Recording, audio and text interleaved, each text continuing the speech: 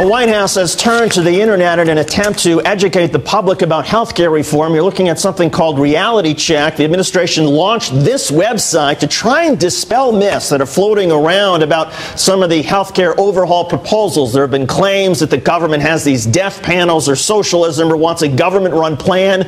On this website, the White House tries to hit back and say, no, that's not true. There are a number of videos up there. And, Chairman, the White House is already facing some criticism from Democrats who say that putting up a website or writing an op-ed is not enough, that the president needs to take a much bigger, more aggressive posture to try to put this stuff down. Yeah, David, in fact, in the bigger picture, you've got advocates for health care reform who would desperately like to get on offense in this debate. And at the moment, they're on defense over charges that Obamacare, as some have called it, is somewhere around socialism. But at some point this month, House Speaker Nancy Pelosi said the Democrats will put the focus on the greed of health insurance companies. She says the insurance companies oppose any public option because they fear consumers would find the public plan more attractive and would therefore lose profits if there is a public alternative. As it stands, the health insurance companies have been making record profits, their CEOs making huge salaries. And a group supporting the Democratic strategy of putting the focus on this, Brave New Films, has launched a new online campaign to go along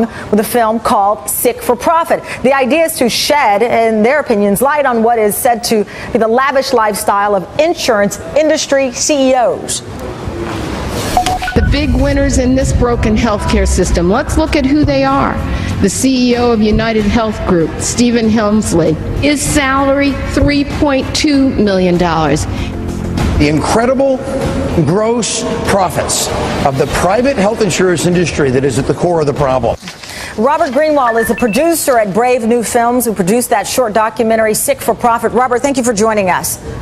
My pleasure. Is your hope that you get some of that outrage that we saw when we first heard some of these enormous bonuses that Wall Street were receiving at the same time getting taxpayer dollars? Are you looking for that pitchfork anger from bailout rage that so many people had?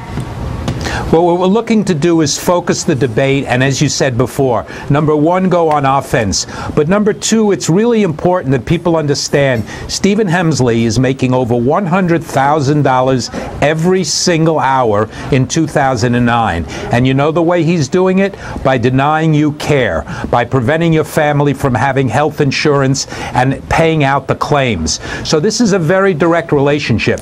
He makes millions of dollars by not paying the health care that every single one of us deserves. But Robert, and we need people to focus on that. The White House that you were going to get, that they were going to get people from all sides of this conversation in, and you were going to have people from the health insurance, from prescription drugs, all together to come up with a plan. Were we sold a bag of coal with that?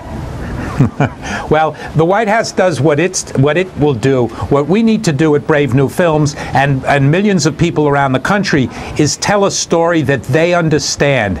Tell the truth about profiteering. Look, we don't profit from our police. We don't profit from our firemen. Why should these men be living on mansions because they're taking dollars away from you and away from your families? It's obscene and it doesn't make sense, and people need to focus on that rather than on other issues.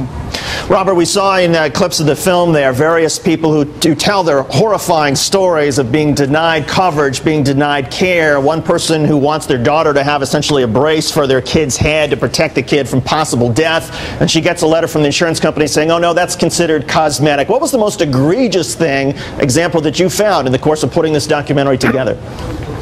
Well, I wish that I could say that there was one, David, but as Christopher, our producer, said, he went home deeply despairing each day because of the number of stories, the number of people who reached me on Facebook or Twitter or on our website, Sick for Profit, over and over again saying, please help us and please let the world know that this is not an accident, this is not a function of confusion, it's not a function of bureaucracy, it's profiteering in the worst possible way by preventing life-saving preventions to people.